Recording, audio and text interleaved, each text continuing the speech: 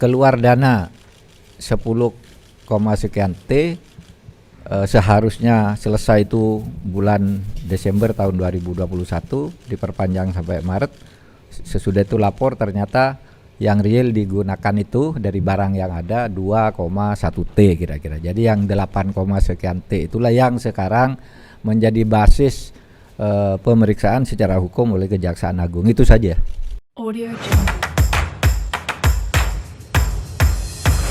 Audio Jungle.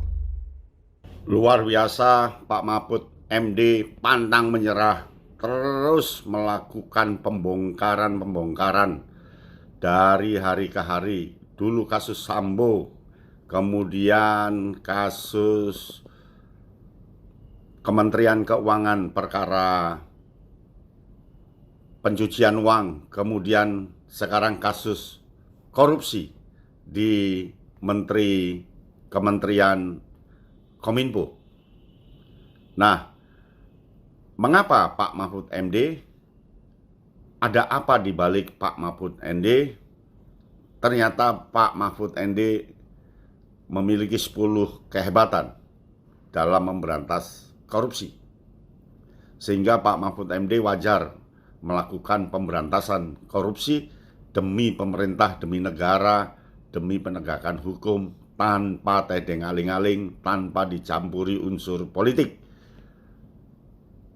10 alasan itu, yang pertama, Pak Mahfud MD memiliki pengalaman sebagai mantan Ketua Mahkamah Konstitusi dan Menteri Hukum dan HAM, sehingga Pak Mahfud MD memiliki pemahaman yang dalam tentang hukum dan tata kelola pemerintahan, apalagi didukung oleh latar belakang akademik di bidang hukum dan guru besar di bidang hukum.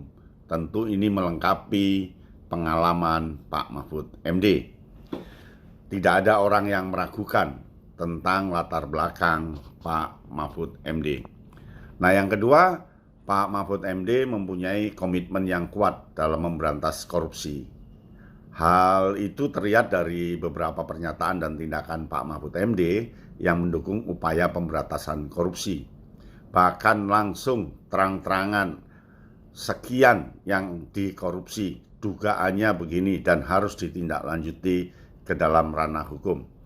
Yang ketiga, Pak Mahfud MD ini mempunyai kemampuan dalam melakukan analisis hukum dan sosial. Pak Mahfud MD mampu memahami kompleksitas masalah korupsi dari sisi hukum dan sosial, apalagi beliau didukung oleh fakta dan data dari informasi-informasi yang akurat, karena memang berada di pemerintahan, di Menko Polhukam. Tentu di sana akan ada data-data intelijen, data-data yang lain yang masuk, yang cepat dianalisis oleh Pak Mahfud MD. Nah, yang keempat, Pak Mahfud MD memiliki jaringan dan hubungan yang luas. Pak Mahfud MD memiliki jaringan dan hubungan yang luas di kalangan elit politik dan masyarakat sipil, sehingga dapat memobilisasi dukungan dalam upaya pemberantasan korupsi. Jaringannya sangat luas sehingga Pak Mahfud MD ini berlebihan dalam hal informasi, tinggal sesuai dengan hukum atau tidak. Dan Pak Mahfud MD kencang kekeh untuk masuk ke ranah hukum. Yang kelima, Pak Mahfud MD memfasilitasi dialog antara berbagai pihak. Kemampuan Pak Mahfud MD dalam memfasilitasi dialog antara berbagai pihak dapat membantu dalam menyelesaikan masalah korupsi dengan cara yang lebih efektif. Contohnya dialog dengan DPR, dialog dengan para media, dialog dengan para pakar, dan seterusnya. Pak Mahfud MD melayani dialog itu. Nah, yang keenam, Pak Mahfud MD memiliki kemampuan dalam melakukan inovasi dan reformasi. Pak Mahfud MD mampu melakukan inovasi dan reformasi dalam sistem hukum dan tata kelola pemerintahan untuk mencegah terjadinya korupsi. Bahkan sampai mengusulkan RUU dipercepat untuk penyitaan aset akibat kecurigaan yang sangat tinggi terhadap aset yang dimiliki oleh seseorang. Nah, ini sebuah inovasi dan reformasi meskipun sampai sekarang RUU ini masih nyantol di DPR. Kita berdoa supaya RUU itu segera terwujud menjadi undang-undang. Nah, yang ketujuh, Pak Mahfud MD memiliki keberanian dalam mengambil tindakan tegas terhadap korupsi. Pak Mahfud MD tidak ragu untuk mengambil tindakan tegas terhadap koruptor, baik itu dengan melalui jalur hukum maupun dengan melakukan tindakan kebijakan yang efektif. Dan komunikasi publik dimanfaatkan betul oleh Pak Mahfud MD untuk membuka borok koruptor. Dan ternyata begitu besar, sampai kurang lebih dugaannya 8 triliun, sangat besar. Nah, yang kedelapan, Pak Mahfud MD mampu menggandeng berbagai lembaga dan instansi terkait. Pak Mahfud MD mampu menggandeng berbagai lembaga dan instansi terkait untuk memperkuat upaya pemberantasan korupsi.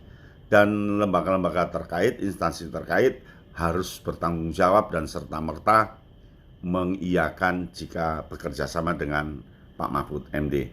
Nah, yang kesembilan, Pak Mahfud MD mampu membangun kesadaran dan partisipasi masyarakat dalam pemberantasan korupsi. Pak Mahfud MD mampu membangun kesadaran dan partisipasi masyarakat dalam upaya pemberantasan korupsi melalui kampanye dan sosialisasi.